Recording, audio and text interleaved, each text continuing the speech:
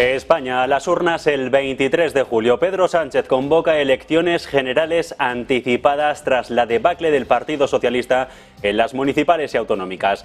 Cita que se va a hacer efectiva en unas horas tras el Consejo de Ministros de esta misma tarde, que por cierto convoca el presidente saltándose la Constitución. No ha habido previa deliberación con sus ministros antes de haber disuelto el Senado y el Congreso de los Diputados. En una comparecencia en el Palacio de la Moncloa, el presidente pone a los votantes, en especial a los suyos, a los progresistas, ante la tesitura de tener que decidir casi inmediatamente si quieren consolidar el resultado de las autonómicas y municipales, que entrega casi todo el poder de los gobiernos locales al Partido Popular, y a Vox permite con eso que también llegue a la Moncloa, o se movilizan, dicen, para impedirlo.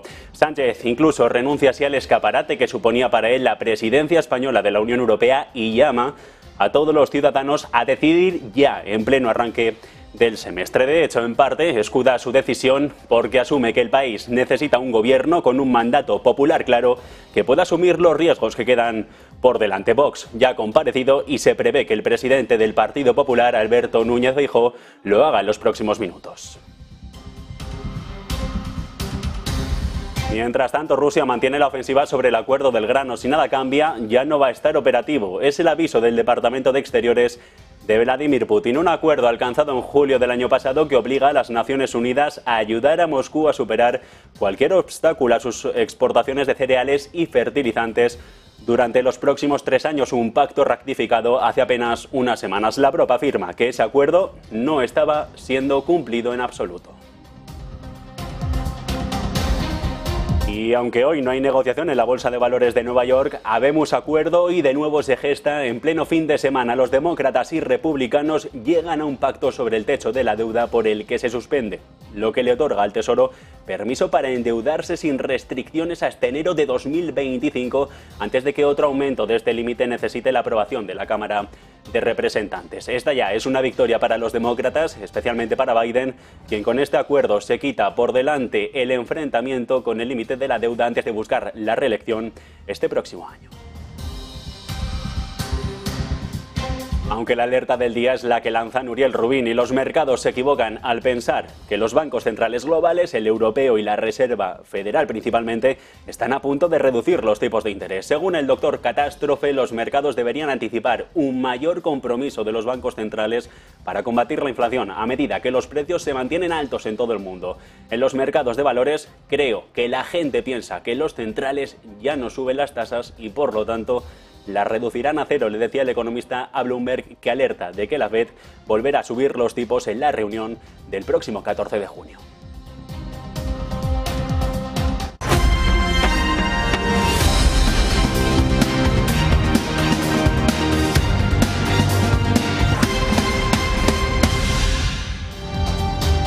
Dos de la tarde y 3 minutos, 1 de la tarde y 3 en Canarias. ¿Qué tal? Muy buenas tardes. España, a las urnas el 23 de julio. Pedro Sánchez convoca elecciones generales anticipadas tras la debacle del Partido Socialista en la cita de las municipales y las autonómicas. Se va a hacer efectiva tras el Consejo de Ministros, que se reúne en una hora extraordinario esta misma tarde para disolver las Cortes previa deliberación de su gabinete. En una comparecencia en el Palacio de la Moncloa, Sánchez lo anunciaba a eso de las 11:30 de la mañana.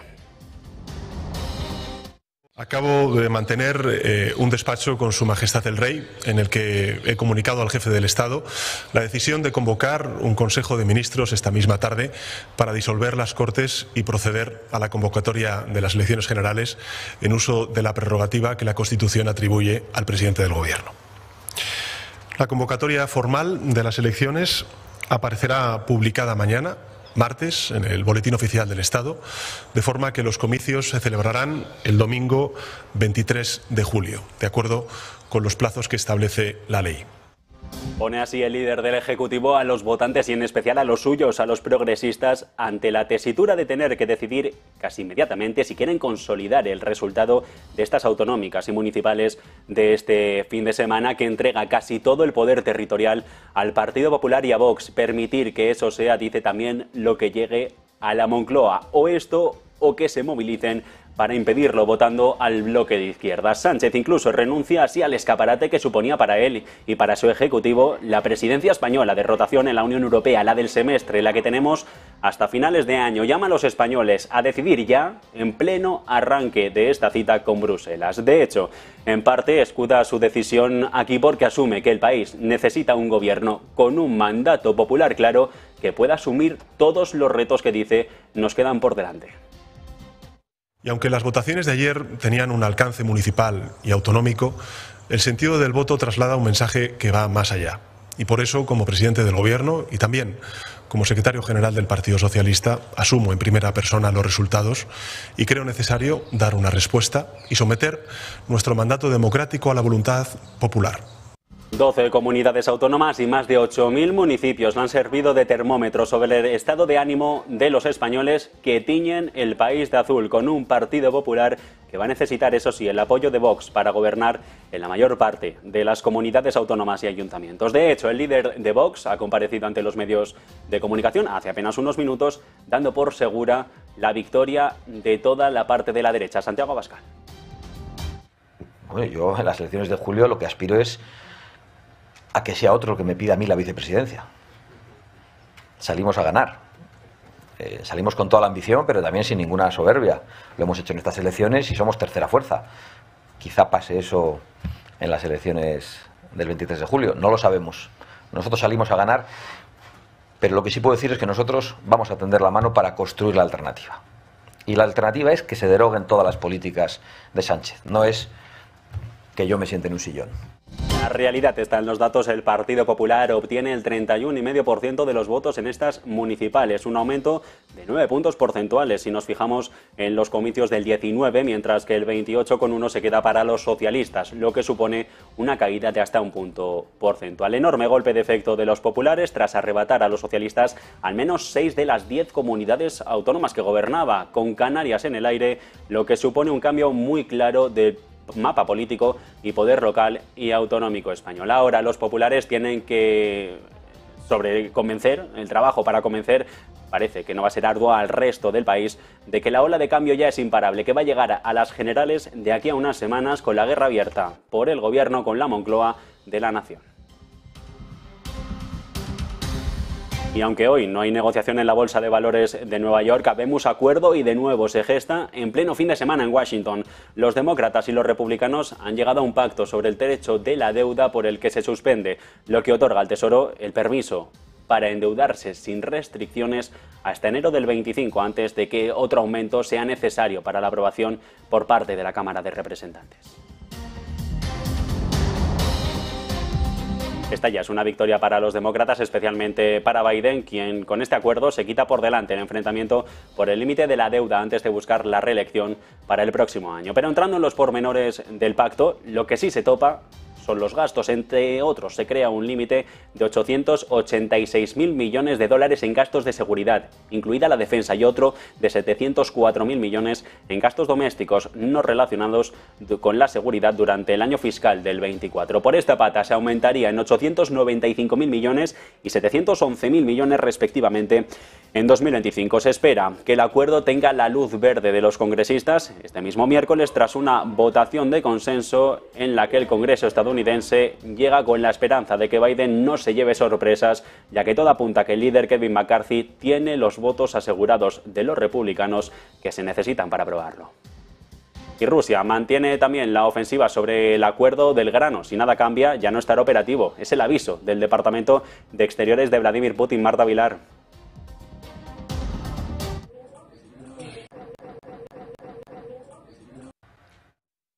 Parece que estamos teniendo unos problemas técnicos. Esto cuando decíamos Rusia mantiene que el acuerdo del grano puede no verse bien resuelto en los próximos meses, y cuando Bielorrusia lanza una propuesta. El presidente Lukashenko asegura que si cualquier otro país quisiera unirse a una unión entre Minsk y Moscú, podría haber armas nucleares para todos. Las palabras del mandatario llegan después de que la semana pasada el Kremlin comenzara a emplazar armas nucleares tácticas a territorio de soberanía bielorrusia, en el primer despliegue del ejército de Putin con este tipo de cabezas nucleares fuera de Rusia desde la caída de la Unión Soviética Soviética en 1991. Hace unas horas Lukashenko insistía en una entrevista con medios locales que el bloque euroasiático debe entender estratégicamente y que ambos países tienen una oportunidad única. Es lo que ha calificado una oportunidad única para unirse. Sus palabras textuales han sido: si a alguien le preocupa, es muy sencillo, unirse en el estado de la Unión de Bielorrusia y de Rusia. Eso es todo, porque habla armas nucleares para todos.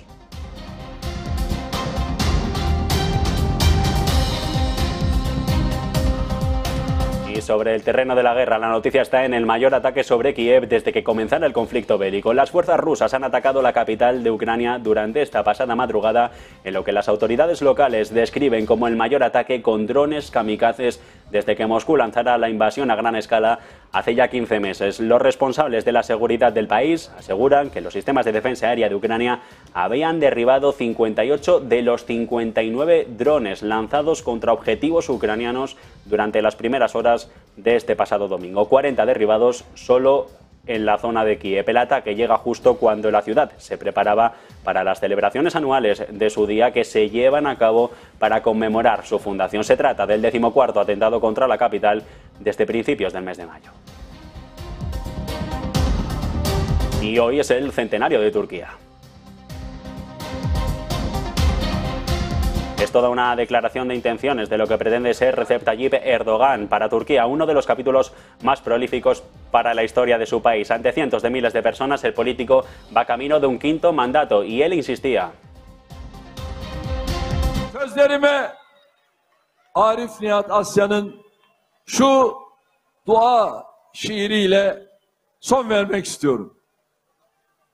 Antes, los 85 millones de ciudadanos turcos que la democracia dice que ponen en funcionamiento para esta zona del mundo, que es país puente entre Europa y Asia, lo habían votado a él. Les decía a todos ellos que nadie había perdido, sino que habían ganado todo en un país que se configura en torno a un gran sueño nacional, el que tiene Erdogan. Más de un 52% de los turcos le dijeron sí a una política continuista en el año en el que la República Turca cumple un siglo. Erdogan ha gobernado durante un quinto de la historia e inscribe su nombre entre los mandatarios que más huella han dejado en el país, en un país fuertemente polarizado. Erdogan se imponía, como lo decíamos, durante las últimas horas a una coalición de hasta 5 partidos que en la oposición lo acusaban de movilizar todos los recursos del Estado para acabar con ellos.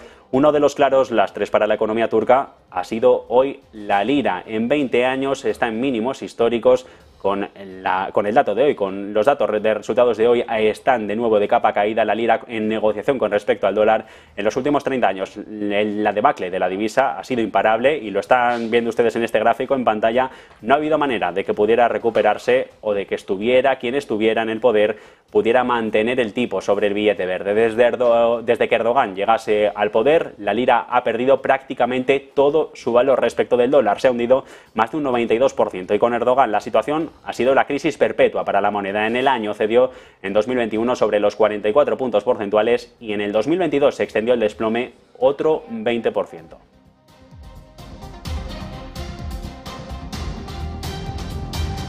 El otro frente abierto a esta hora de la tarde está en Corea del Norte después del aviso lanzado a Japón a primera hora de este lunes sobre posibles consecuencias tras el lanzamiento de su satélite y después de que Tokio considerara el movimiento una forma encubierta de probar misiles de largo alcance. Ha dado instrucción ya, dicen, para prepararse para circunstancias imprevistas.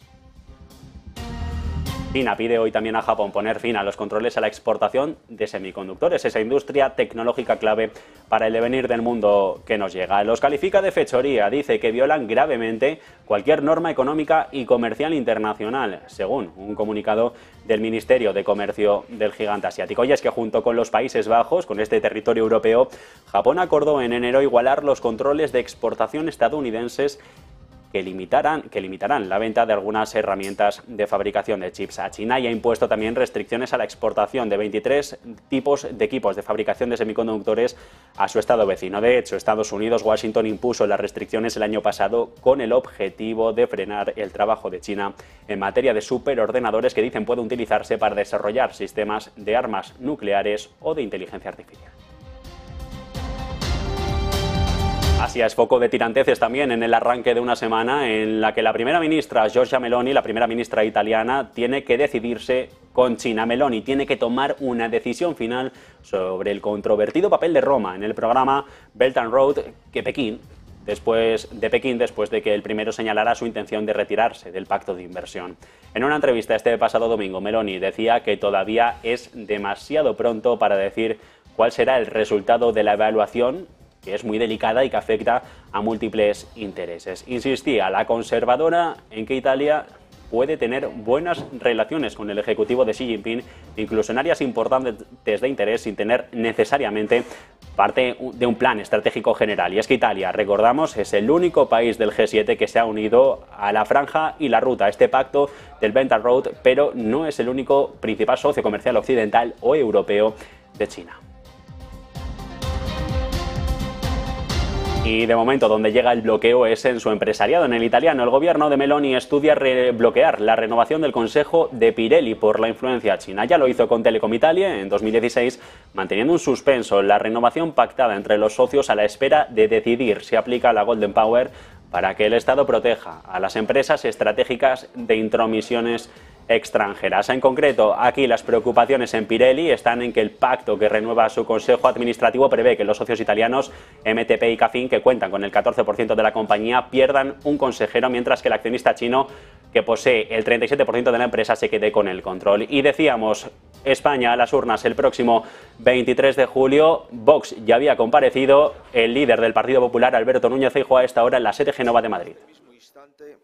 A todos a culminar ese ciclo político que finaliza el 23 de julio. Anunciar elecciones inmediatas no oculta lo ocurrido en el día de ayer. Los españoles han dicho basta, hasta aquí hemos llegado. Agradezco y valoro que ese sentimiento se haya traducido en una victoria nítida del Partido Popular, pero más importante todavía es que haya empezado a ganar otra manera de hacer política, otra manera en el fondo y en las formas. Insisto en que solo hemos empezado. Ayer los ciudadanos votaron mayoritariamente a mi partido, pero el sanchismo no ha sido derogado todavía. España está convocada a hacerlo en 54 días y es ahí cuando habrá de expresar con nitidez qué camino quiere que emprenda nuestra nación durante los próximos 4 años. Pido desde ya una mayoría clara, una mayoría incontestable y una mayoría contundente para iniciar un nuevo rumbo. Debemos dejar atrás 5 años para olvidar y recuperar los valores que nos son propios como sociedad y que se han intentado dilapidar durante estos últimos 5 años. 5 años de gobierno del Partido Socialista con Podemos, con Bildu y con los independentistas han sido suficientes. Las dañinas consecuencias para la nación están a la vista de todos y forman parte de un modelo agotado que, en mi opinión, debe terminarse para siempre. La España que no ha soportado este lustro del sanchismo no puede consentir 4 años más. Ni las políticas ni el clima social generado son lo que España quiere. Y por eso, a los que proponen una legislatura más de lo mismo, debemos responderle con claridad en las urnas. Como digo, el primer paso se dio ayer y aunque sé que el presidente Sánchez quiere que los resultados obtenidos pasen desapercibidos, yo no. El PP ha ganado en el conjunto de la nación. En 9 comunidades autónomas hemos superado al sanchismo, en 31 provincias y otras tantas capitales de provincia también. Se ha abierto alternativas de gobierno en la práctica totalidad de los territorios. Donde no se ha conseguido ha sido por un puñado de votos. El resultado del 28 de mayo ha sido la expresión más potente y a la vez más limpia del gran deseo de cambio que existe en nuestra sociedad. Felicito a mi partido por un resultado excepcional y le convoco a trabajar para confirmarlo y ampliarlo en las elecciones generales. Afrontamos el reto de la mejor versión del Partido Popular. Unidos, serenos y comprometidos con nuestro país.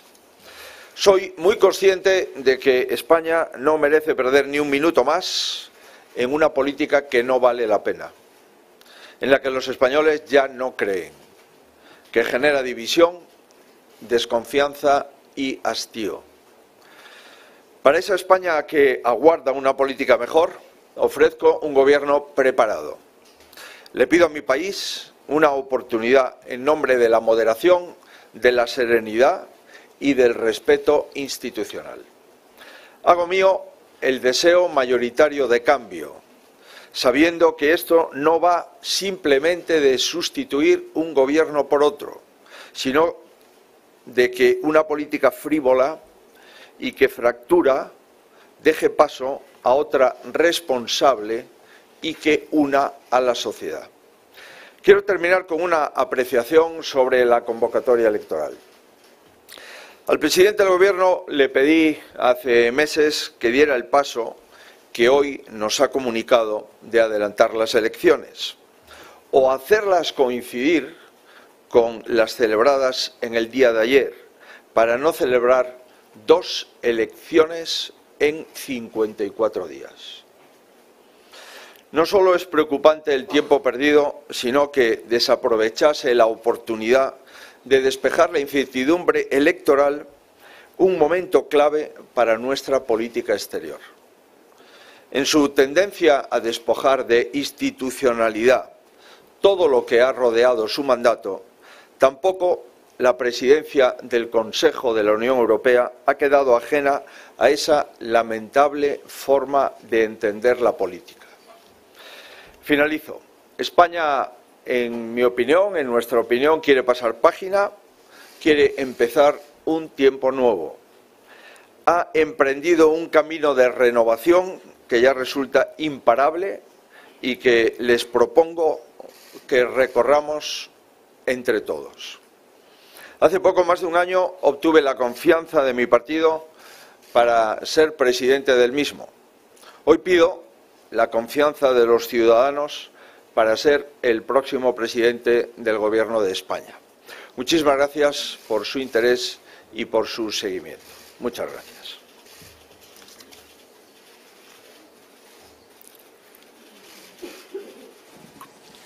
¿Qué tal, presidente? Buenas tardes. A tenor de los resultados de ayer, yo quería preguntarle por la propuesta que sostuvo su partido durante toda la campaña electoral para que gobierne la lista más votada. No sé si en estas horas ha habido ya algún contacto con el Partido Socialista ofreciendo esa posibilidad. En esa línea también quiero preguntar si ha habido algún contacto con Vox, donde sumaría con el Partido Popular una mayoría alternativa a gobiernos del Partido Socialista, como es el caso, por ejemplo, más claro de Extremadura.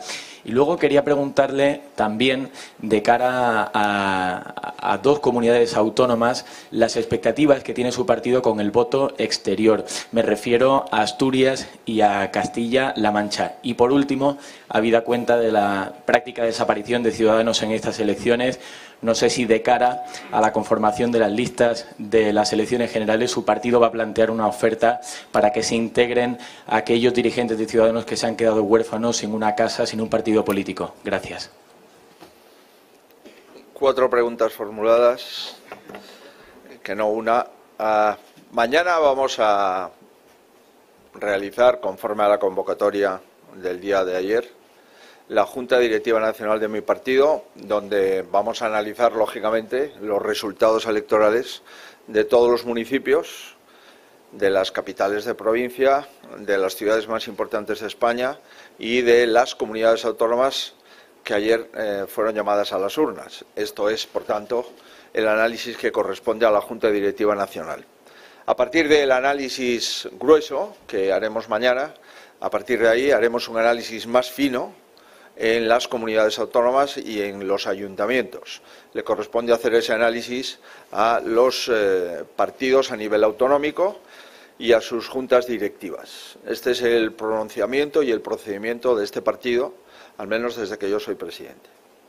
Vamos a ser respetuosos, por tanto, con las competencias de cada uno y vamos a ser respetuosos con la realidad que se desprende de las urnas. En relación con mi propuesta ya conocida de lista más votada, ya les he dicho que para mí esa propuesta no caduca.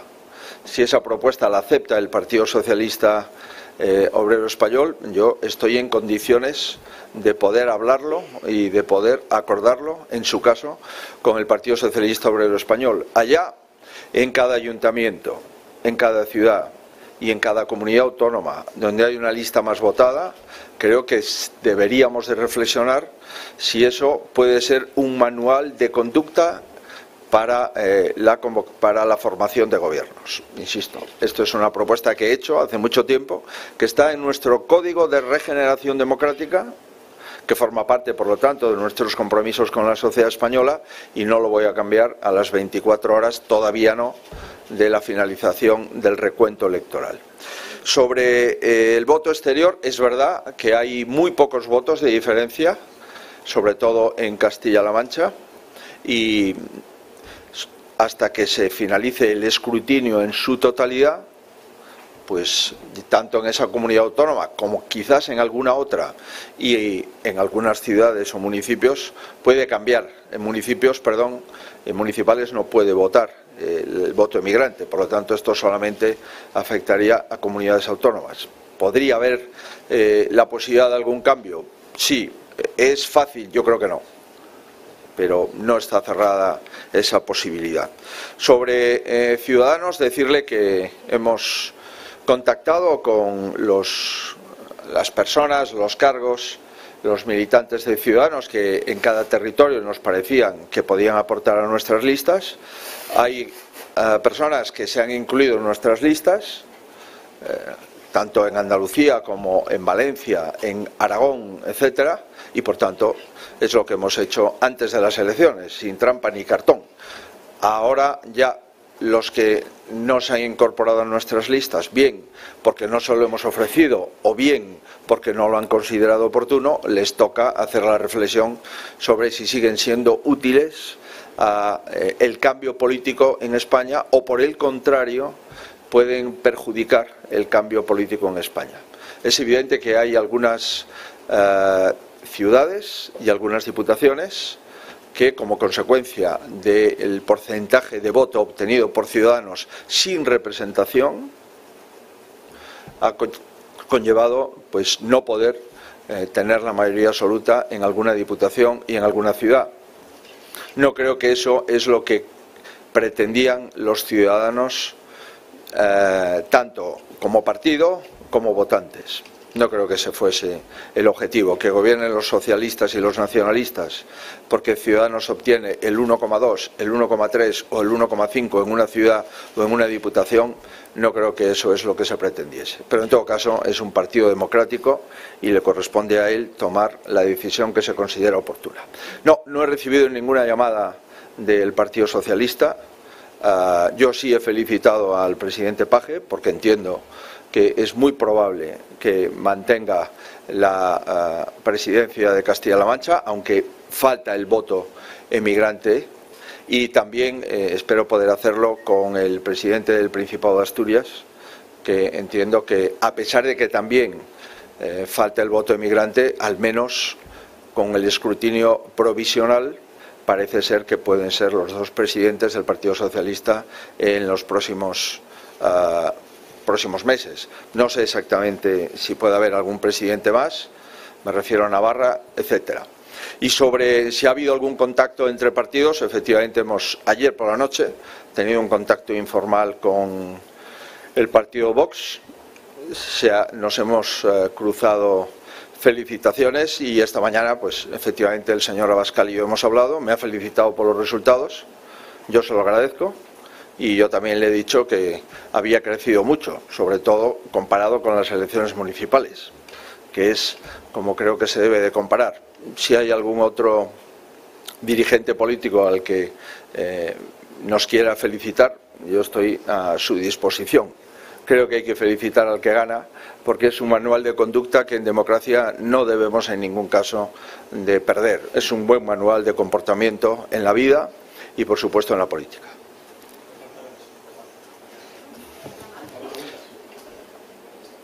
Bien, mañana hay Junta Directiva Nacional y habrá rueda de prensa y, por tanto, vamos a valorar si les parece el resultado de mañana. ¿Perdón?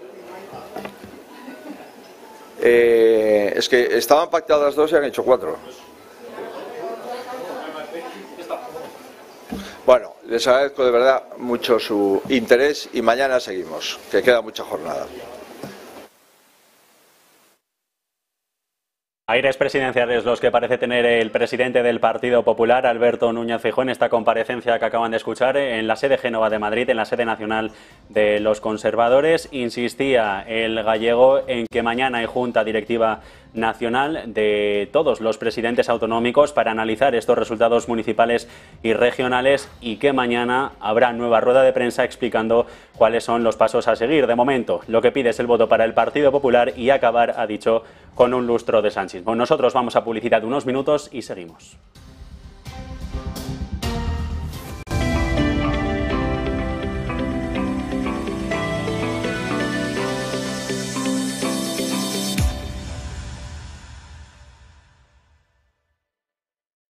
Ven al Torreón, estamos en El Pardo, un espacio único en plena naturaleza.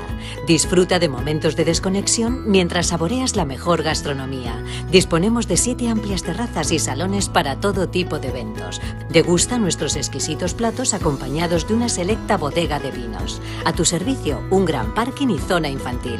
Abierto los 365 días del año. Cocina ininterrumpida desde las 10 de la mañana hasta las 12 de la noche. Haz tu reserva.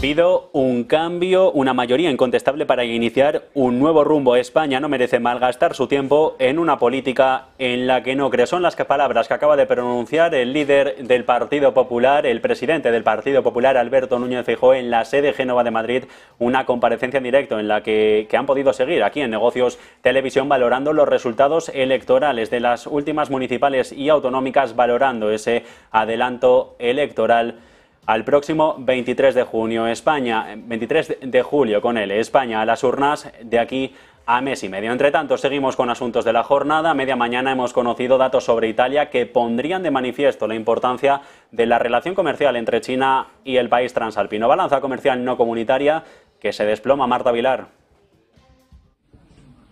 Desplome de la balanza comercial de Italia con los países de fuera de la Unión Europea. Un desplome que ha llevado a ese superávit de la balanza comercial italiana, concretamente a los 1.216 millones de euros, que esto contrasta con los, más de 8.000 millones que registró precisamente justo el mes anterior. En el mes de abril de 2023, las exportaciones a países de fuera de la Unión Europea han caído un 5,1% y las importaciones también lo han hecho un 19,5% en comparación con el mismo mes del año anterior. Como decimos, esa balanza comercial se ha situado en los 1.216 millones y es que, ojo, porque sobre todo destaca la relación con un país, con China. En este caso, el déficit comercial entre Italia y China ha sido de más de 2.000 millones de euros y eso ha provocado que ese superávit comercial con países de fuera de la Unión Europea, en el caso de Italia, se haya desplomado desde los más de 8.000 millones de euros el mes anterior hasta solo 1.200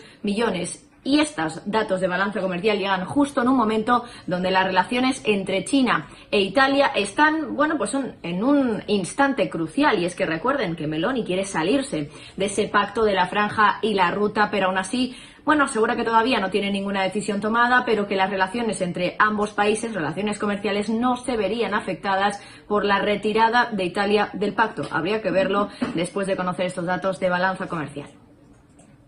Gracias, Marta. Volvemos contigo en unos minutos. Seguimos, mientras tanto, con referencias macroeconómicas de la jornada. Los beneficios de las empresas industriales chinas se desploman durante los 4 primeros meses del ejercicio. Las compañías siguen luchando contra la presión de los márgenes y la débil demanda en medio de la recuperación económica vacilante. Los beneficios concretamente caen sobre los casi 21 puntos porcentuales entre enero y abril con respecto al año anterior, frente a un descenso del 21,4% entre los 3 primeros meses. Según datos, eso sí, de la Oficina Nacional de Estadísticas, solo en abril las empresas industriales registraron una caída interanual de los beneficios de más del 18%. En general, los datos muestran que las industriales del gigante asiático, especialmente las privadas y las participadas por el Estado, siguen viéndose afectadas por una combinación de factores desfavorables: el efecto base, la presión a corto plazo sobre la recuperación económica entre ellas. Las empresas chinas se enfrentan a la debilidad de la demanda interna, al debilitamiento de la demanda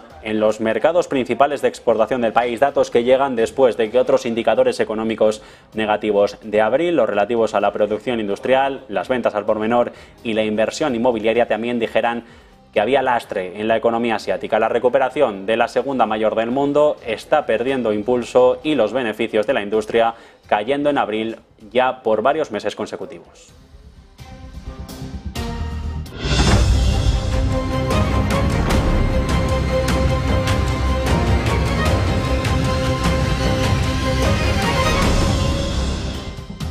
Y de la noche a la mañana, por esto del adelanto electoral y de las autonómicas y municipales españolas, miles de megavatios de renovables han cambiado de manos, al menos de los que van a gestionar la conexión en los próximos años.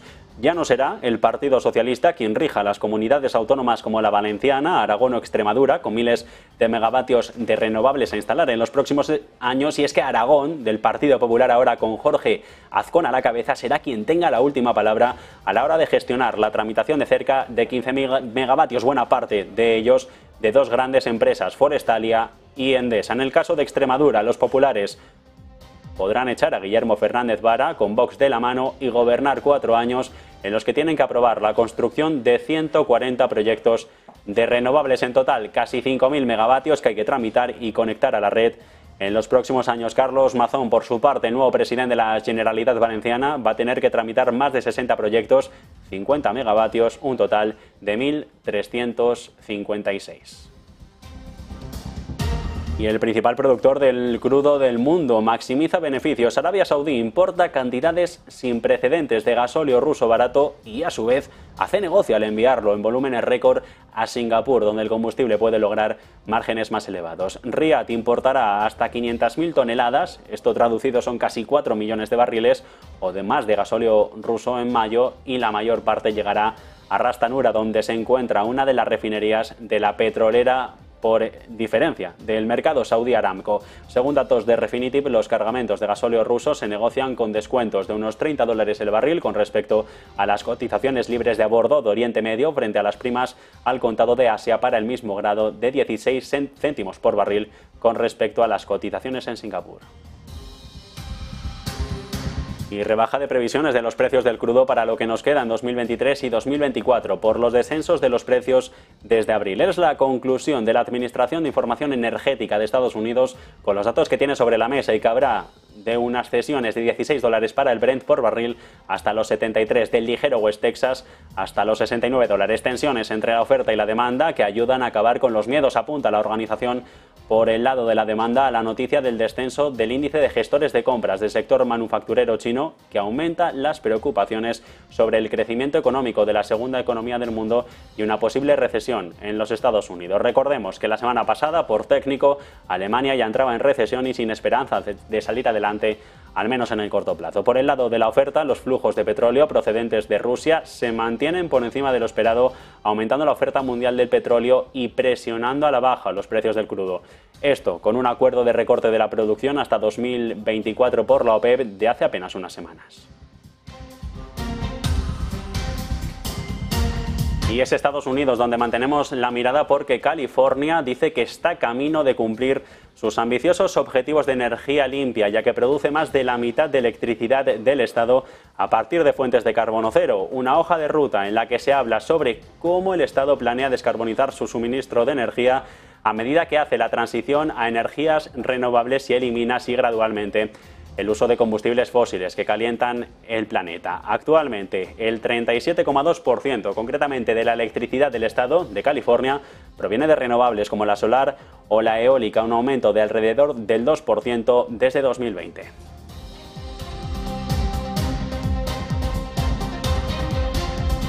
Y si miramos al mercado español, hoy más allá de ese viraje del IBEX por la convocatoria acelerada de las elecciones generales, resultados de Opdenergy, que registra unas pérdidas de casi 2 millones de euros tras un recorte de más del 77% respecto al primer trimestre de hace ahora un año, cuando los resultados negativos superaban los 8 millones de euros. La gallega dispara sus ingresos en un 198%, se acerca a los 16 millones, con un EBITDA un 367% superior.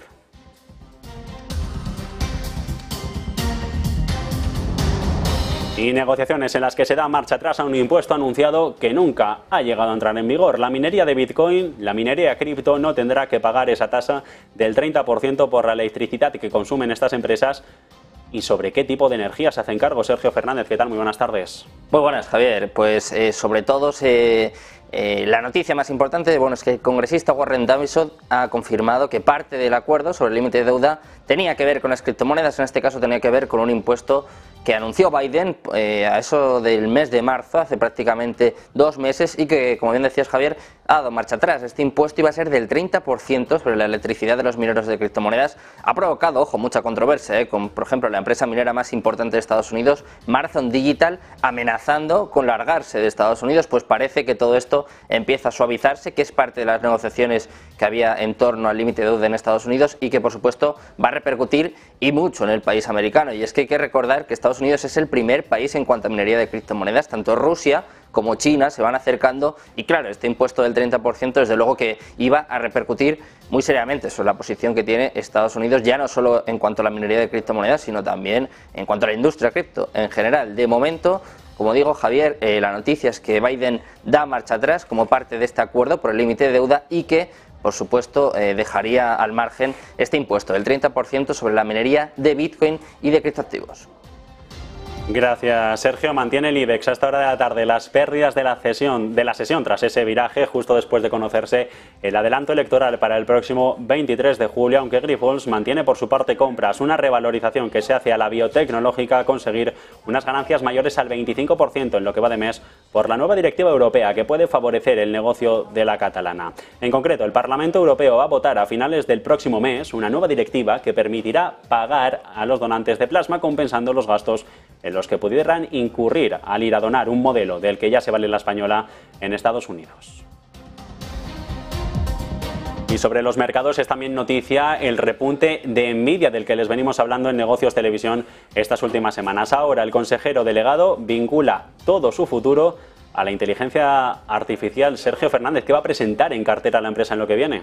Bueno, pues ha presentado muchas cosas, Javier, entre otras cosas, por ejemplo, un nuevo lote de productos y servicios vinculado, todo ello, a la inteligencia artificial. La apuesta de esta empresa por la inteligencia artificial es indudable y, sobre todo, está intentando capitalizar el frenesí que ha convertido a su empresa en el fabricante de chips más valiosos del mundo. Hay que decir que entre toda esta gama de nuevos productos que ha presentado incluye, por ejemplo, un nuevo diseño de robótica, también incluye capacidades de juego, servicios de publicidad y tecnología de red y, sobre todo, lo más llamativo de este evento, de esta presentación, fue que Juan reveló una plataforma, una supercomputadora, que es una auténtica barbaridad de inteligencia artificial, se llama DGX GH200 y va a ayudar a las empresas tecnológicas a crear sus propios sucesores de ChatGPT. Entre otras cosas, la principal orientación de este robot, de este sistema, es la de ejecutar sistemas de inteligencia artificial generativa como GPT y también otros similares. Van a estar disponibles inicialmente en sistemas de Google Cloud, Meta y Microsoft, aunque Nvidia también va a ofrecer los DGX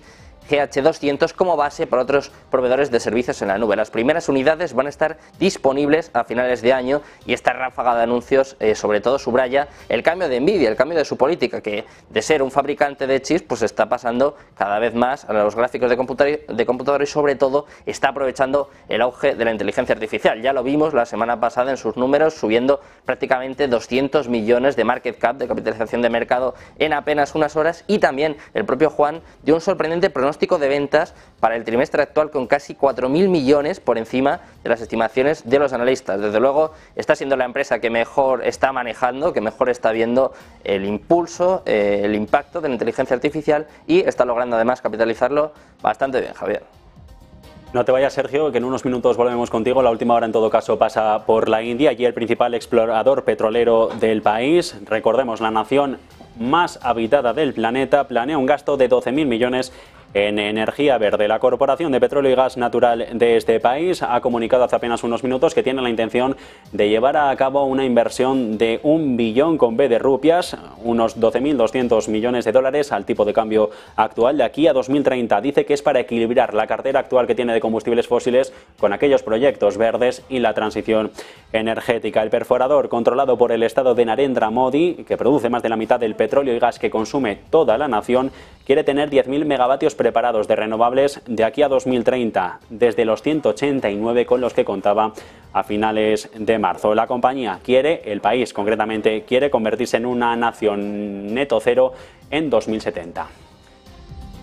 Y Sergio, vamos con la última hora que tenías, que pasa por el endurecimiento también del uso de las criptomonedas en el mundo. Ya no van a ser un medio de pago válido en Bali. Los turistas que lo quieran utilizar se enfrentan a penas que podrían llevar a la cárcel y deportaciones incluso. Movimiento muy serio el que ha llevado a cabo el gobierno de Bali. De hecho, lo ha anunciado el gobernador de Bali hace apenas unas horas y, entre otras cosas, básicamente lo que quiere hacer es prohibir el uso de criptomonedas en el sector del turismo. De hecho, el gobierno provincial de Bali ha declarado, entre otras cosas, su intención de imponer sanciones estrictas a los turistas que utilicen criptomonedas como medio de pago en establecimientos locales. Este anuncio se produce además en medio de una iniciativa más amplia que básicamente el objetivo que tiene es preservar la integridad de la moneda local de la Indonesia, de preservar un poco a la rupia. Es que el gobernador de Indonesia afirmó que los turistas que usen criptomonedas van a ser castigados, van a ser tratados con firmeza. Y ojo que desde luego no se anda con bromas, tiene desde luego toda la razón. Las penas van a ir desde castigos, como por ejemplo la deportación, a sanciones penales y también sanciones administrativas. Además, las empresas locales que sean sorprendidas aceptando criptomonedas también podrían ser castigadas, incluso obligadas a cerrar sus operaciones. A pesar de todas estas restricciones legales y las posibles sanciones, parece que muchos turistas optan por ignorar esta ley, allá ellos, y siguen utilizando criptomonedas para transacciones debido a la aplicación poco estricta que estaban llevando a cabo en Bali hasta la fecha. Las criptomonedas, a pesar de estar prohibidas como instrumentos de pago, eso sí, todavía están permitidas como activo en Indonesia, según Trisno Nuguro, que es el jefe del Banco de Indonesia, que bueno, parece que de momento esta política no se está llevando a cabo, pero ojo, Javi, porque se han puesto muy serios: deportaciones, cierres de locales, incluso pena de cárcel si eres turista y pagas con criptomonedas en Bali. Yo no me la jugaría, Gracias, Sergio. Lo seguiremos aquí en Negocios Televisión. Unos minutos para publicidad y volvemos.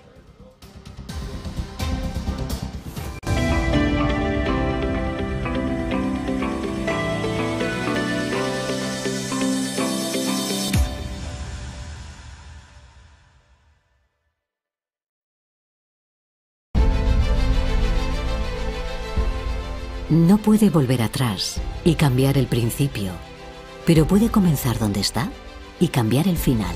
En Luna Sevilla queremos ser su asesor financiero de referencia para mejorar su presente y su futuro patrimonial, prestando nuestros servicios como agentes de Caser Asesores Financieros. Somos una empresa con una clara apuesta por la formación de calidad, la información transparente y objetiva, y por el asesoramiento financiero personalizado y continuado. Visite nuestra web lunasevilla.es o llame al 91 762 3442.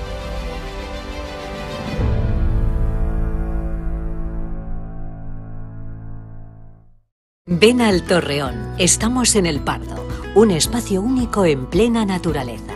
Disfruta de momentos de desconexión mientras saboreas la mejor gastronomía. Disponemos de 7 amplias terrazas y salones para todo tipo de eventos. Degusta nuestros exquisitos platos acompañados de una selecta bodega de vinos. A tu servicio, un gran parking y zona infantil. Abierto los 365 días del año. Cocina ininterrumpida desde las 10 de la mañana hasta las 12 de la noche. Haz tu reserva.